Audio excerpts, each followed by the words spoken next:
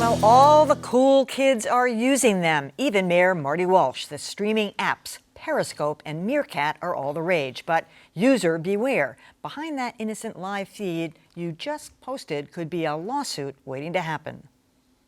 They are as prolific and peripatetic as, well, meerkats. The video apps Meerkat and Periscope allow you to videotape and live stream at the same time. Even Boston Mayor Marty Walsh was doing it during his tour of Fenway earlier this month. But Periscope has the potential to be problematic. You're going to see a lot of people run afoul of this because Periscope in and of itself can expose some very private moments. And you're going to need to think about who's in your photograph, do you have their consent, and what's the purpose for the use. First Amendment attorney Peter Caruso says posting live can be a costly mistake. But he says, interestingly, outfits that are normally very protective of their copyrights are embracing the technology. With Periscope, you're now reaching a live audience immediately. So your brand is now reaching a potentially large-scale audience in real time. And that to people turns into viewers and turns into clicks and turns into product buys. So it's a very important tool. Tricky, though, for news organizations. When an apartment complex in Manhattan exploded in late March, the Huffington Post linked into someone's live stream. There is some sort of commercial issue that we need to think about because the person who's taking that live stream does in fact own the content that he or she is creating. There is, again, a line. If a news organization is picking up someone's live stream, you might pick up the wrong person's live stream who's going to call you and say you have violated my copyright. And then there's the little matter of comments. Anyone watching a live stream can add their 2 cents. You can get some legitimate feedback from your consumers, but you can also get the person we saw and poo-poo. There's just no getting away from the trolls. I was unfamiliar with this technology, I have to say. It's pretty cool, but I would be really, really hesitant if I were a broadcast company or a cable network just to pick up, even though it looks like that's what you're getting if you were at the scene of the apartment complex explosion in Manhattan, but you just never know. And you know there are so many hoaxsters out there. It's their ambition in life to create a hoax that you'll fall into and put on the air. I don't know. I think I would have to know the person behind the stream if I were in charge in order to actually put something like that live on the air. You know, what I find interesting about this is when technologies suddenly reach a critical mass, because people have been posting live stream video on the internet for years. And we watched some very compelling video from Ferguson last summer that was live streamed on the internet. But now all of a sudden, it's just that this makes it so much easier that it goes from a handful of people doing it to potentially many, many people doing it. And I think that the concerns that were raised in the piece are very real, but at the same time, I think this is going to be a great tool for journalists who don't normally do this sort of thing.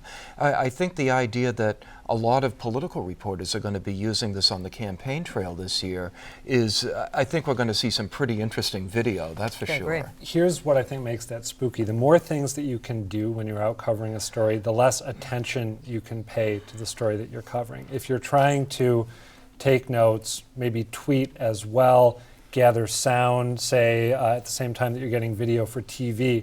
And then if you're also expected to use a live streaming app like this to get video of the event you're watching, I just think maybe I'm overgeneralizing based on my own personal experience, but the more discrete tasks you try to pull off, the less focused you are and the less analytical you can be. And I think that's a big risk.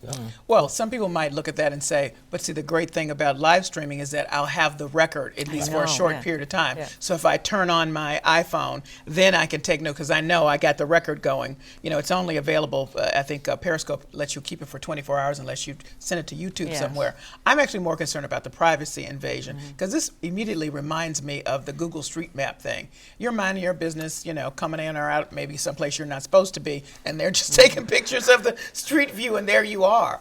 I mean, I love the Google Street View for the convenience of it, but I am aware, and they've been caught in that, by the way, you know, by people who've been caught just innocently doing their, or not so much, their business, and then all of a sudden they're on everybody's iPhone as the street view. I mean, that's a concern.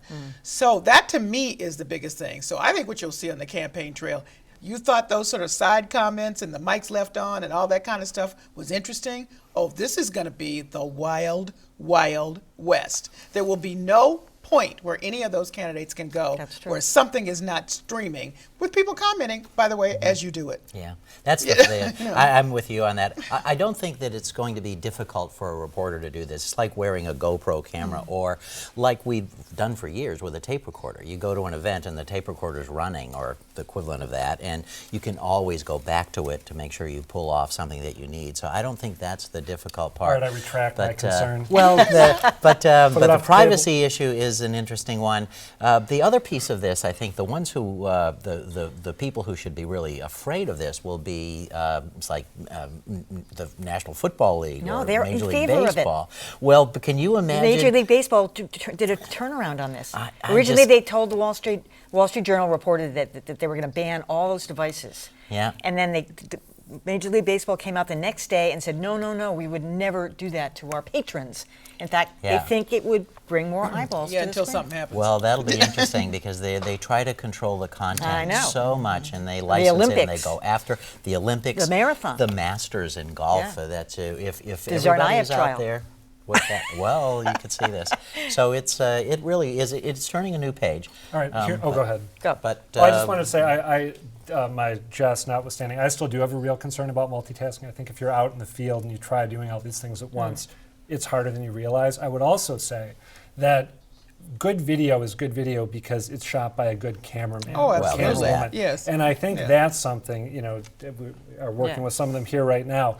I think that some people are going to discover it's a lot harder than they think to get good video that people want to use and consume. The other thing is, to your concern, Adam, live streaming video, I think, is kind of different from the other things you mentioned. I don't see how you can do that and do the other things too. If you attach it to yourself. you Well, could. I suppose if you Yeah. tape it to your forehead or But something. to your original point, you say it's much easier now. These applications have made it much easier. See, in the old days when you had the Ustream, you had to go through some steps. Yes. So in the setting up of the steps, you think to yourself, now what am I about to broadcast here? Maybe you think, well, maybe everybody's not so excited about what's happening in my kitchen, unless I'm doing a webisode or something. So you have a moment to, but with this thing, go, and then you think about it after. The other issue is that states like Massachusetts are a two-party state, and you're supposed to have permission from both parties before you record something. Yes. Now, when you're out in a public place, everything's fair game. But if you're in a private location and you start doing that, you could be in trouble, especially if your feed inadvertently ends up being broadcast. Then you're going to be responsible. I would like to test this, but the fact that everybody's little comments are on there makes me nervous. You can turn that off. Okay, very okay. Yeah, I'd Then I'll turn try the it. comments All right, off. good. You have to. Because I I'm couldn't thinking, believe it. wait a minute. Yeah. You should okay. have seen the comments. Two women doing this cooking thing. I can't even say what the comments were. Yeah, I can Oh, I imagine. can imagine. I can imagine. Yeah. It's just Turn them off. Yeah. Yeah. Okay.